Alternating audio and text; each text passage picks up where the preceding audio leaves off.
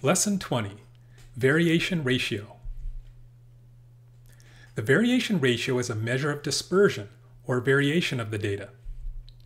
The variation ratio measures dispersion by calculating the proportion of the data that is not the mode. The variation ratio is given by the formula VR equals 1 minus P sub mode. The variation ratio is denoted by the abbreviation VR. P sub mode represents the proportion of the data that occurs at the mode, and it's given by the formula P sub mode equals the frequency at the mode, that is the count, how many data values occur at the mode, divided by the total number of data values.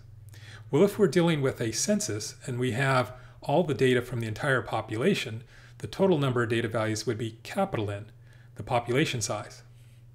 And then the resulting variation ratio would be the parameter for that population.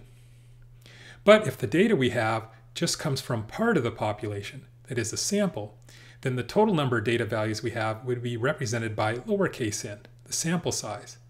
In that case, the variation ratio that we're calculating is a sample statistic. Then, subtracting the proportion of the data that occurs at the mode from 1 produces the proportion of the data that is not the mode. Here, 1 represents 100%, all the data, and subtracting out the proportion or percentage that is the mode leaves the remaining percentage that is not the mode, which is precisely what the variation ratio is measuring. The variation ratio is a proportion. As such, the result can be represented as a fraction, decimal, or percent. When the variation ratio is large, that is near 100%, there is a lot of variation in the data. That is, the data values are diverse and not concentrated. When the variation ratio is small, that is near 0%, there is very little variation in the data. That is, the data values are very similar to one another and not diverse.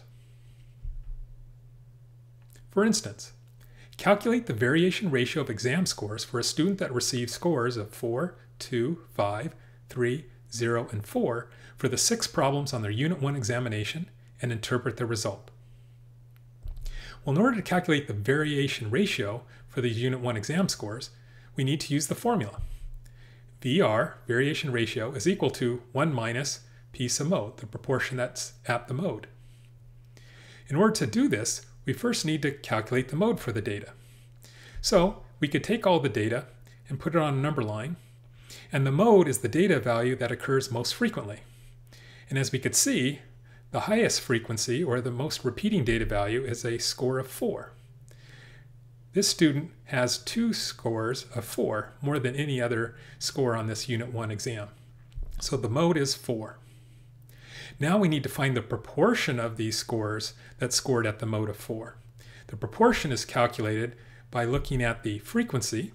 In this case, 2 scores were equal to 4, the mode, and then dividing that frequency by the total, in this case population size, 6 problems total on this Unit 1 exam. So the variation ratio can be calculated by going 1 minus the proportion that's at the mode, which is 1 minus the frequency that's at the mode divided by the total population size. The frequency at the mode was 2, and the total population size was 6. So the variation ratio is calculated by going 1 subtract 2 divided by 6. We could use our calculator to help us with that. So you press 1, subtract 2, divide by 6, enter, gives you 0.6666666, or rounded off to the nearest thousandth, 0.667, times 100, enter, converts it to a percentage.